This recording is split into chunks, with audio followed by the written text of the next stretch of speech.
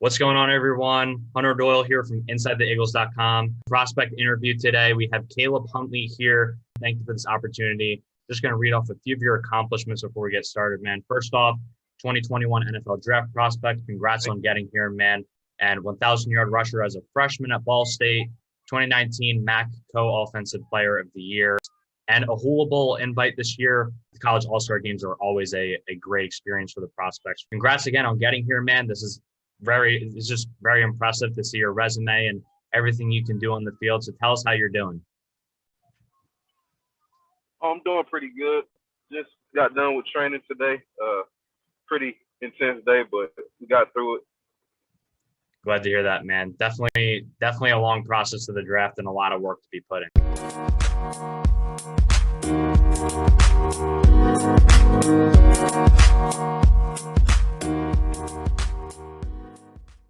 Tell us a little bit about yourself, just your journey getting into football, and just the draft journey as well so far. My journey has been, it's been up and down. It's been kind of tough for me. Just growing up, I've been through a lot of adversity. I came from a loving Christian home, but we just had financial struggles. Sometimes we would, get evicted, have to stay with relatives, stay at hotels. And I moved around a lot as a kid because of the financial struggles. My parents just wanted to put me in a better situation. But I couldn't ask for a different outcome because I believe that made me who I am today. Then once I got to high school, financially everything got a little better. But when I first got to high school, my grades were not as good as they should have been. I was just immature as a ninth grader, just making that transition from middle school to high school. I wasn't mentally there. I was kind of a class clown, and it affected me greatly. At the end of the year, they said that I would probably get held back in ninth grade. So I had to take summer school classes that summer to be able to go to 10th grade. And luckily, I passed the summer school classes and was able to go into the next grade. But after that, until I got to 12th grade, came from home, had a couple offers, committed to Western Kentucky. They dropped me because they didn't think I was going to be able to qualify. So that's when Ball State came into the picture, and they've just been there with me through that tough time. They said they would stick with me, and they did. So I just felt like I needed to honor my commitment with them and do everything that I could possibly do for the program. Yeah, that's awesome, man. It sounds like you had a lot of adversity, like you said, and very inspiring to make it to where you are today, too. So just want to congratulate you on making to this point, man, and just fighting through a lot of adversity.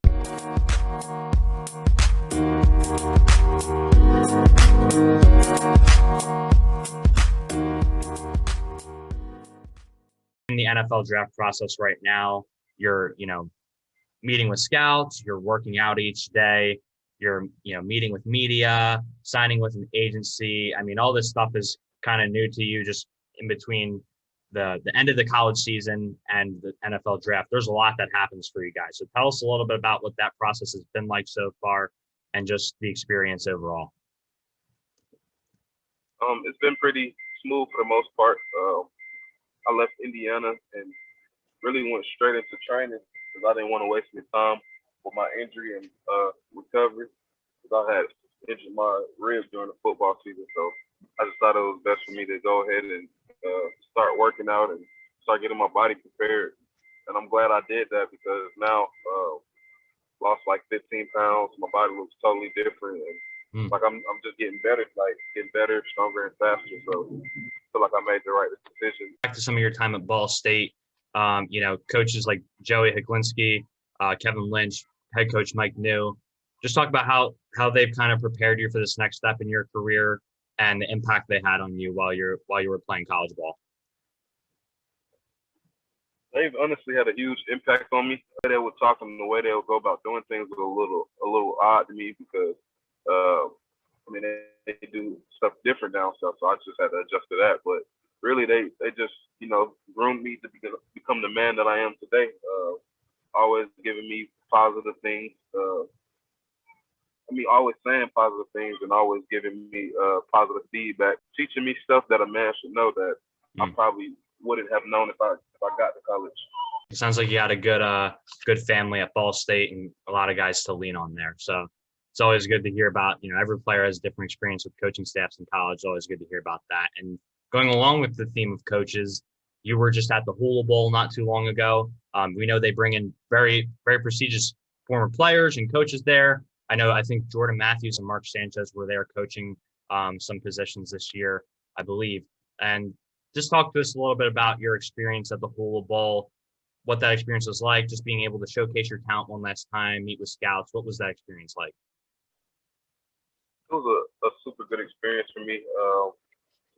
Like I said, you can't beat being where you at. It just so happened to be in Hawaii, and that was my first time going out there, so it was just wonderful. But from the coaching aspect, they just gave us basic pieces of things that we should know going into this process and trying to get to the lead. Just route concepts and how the plays are called and how quickly you have to learn the plays. So I feel like it gave us a leg up in that process and helped us to get our mind right for what's ahead.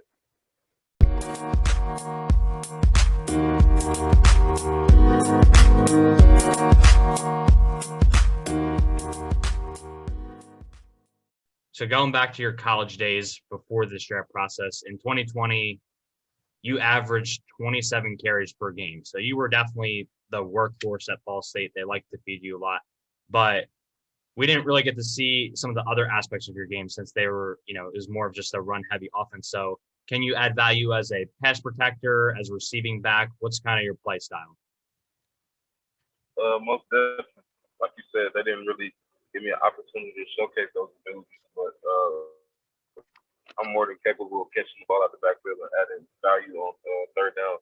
It's always some things that you need to improve on. Like I could improve on tighter hands in my pass protection, and the strike, and also working on catching at the backfield as well, because I feel like you can never get good enough at that. So I'm still working on everything as of now, but I'm definitely comfortable catching the ball at the backfield. And, I got some videos up of myself doing that on Twitter, just trying to showcase my ability so people know that is something that I can do. For sure. Definitely important as a running back to just have all those aspects of your game, as many as you can, to just get noticed a little bit more. Because I think one thing that I've learned just from the NFL draft process, just from my experience, is that just because a guy doesn't do something on film, it doesn't mean he can't do it. So it's always important to just be able to look at that picture and especially for you, just to showcase that pass protection ability and showcase your receiving ability as well, to get more looks from scouts. So that's great to hear. And also tell us a little bit more about your play style. People kind of look at, your measurables, you're 5'10", 229. I believe that's what you were measured at last year. They kind of say, bulldozer type guy. They think of get LeGarrette Blount, whoever you want to think of. But you also got some speed, man. I've seen you play. You can turn on the jets, unlike most guys your size. So talk to us a little bit more about your play style.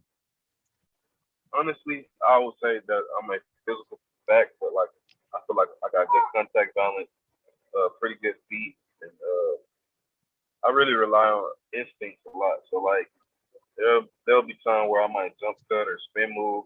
It's just all instincts. It's not. I've kind of critiqued myself over the years so I can get better at those things. But I wouldn't really say I have one play style though.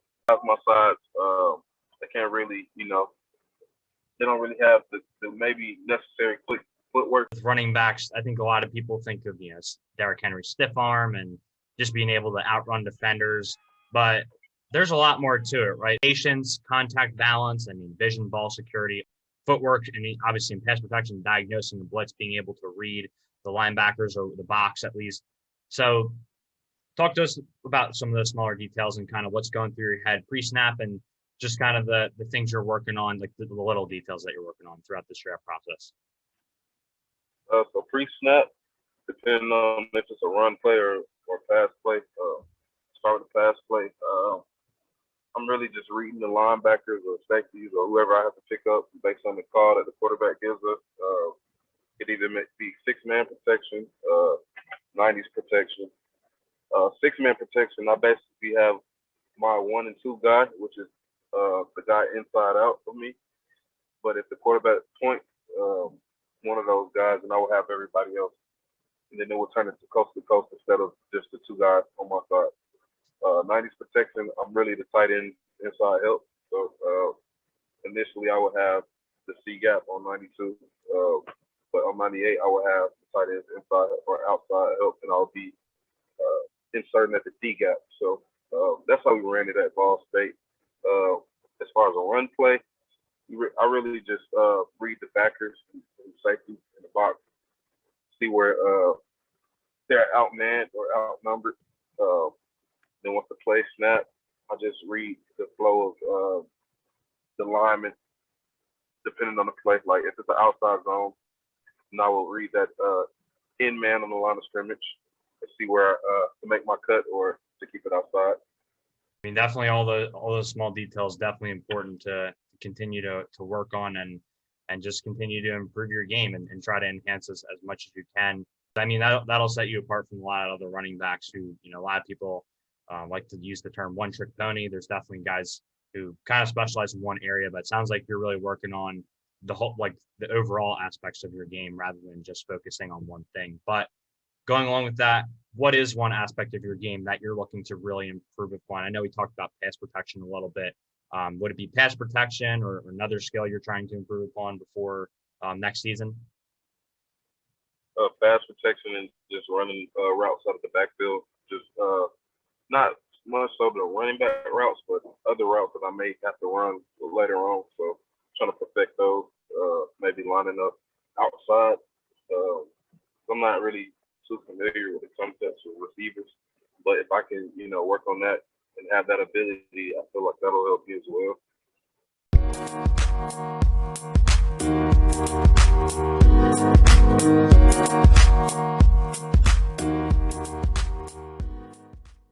Just to wrap up, man, talk to me about what you bring to an NFL locker room and what NFL teams are getting if they decide to draft Caleb Huntley. First and foremost, a good teammate, a person that makes my teammates better by the way that I practice. I would say that I practice the same at practice like I play in the game. So there's no drop off with me. Everything's just one speed, fast, physical. And I feel like if I do that every day, other players will see that and want to practice as hard as I do. And it just makes the team better when you have players on your team like that. Also, just my effort.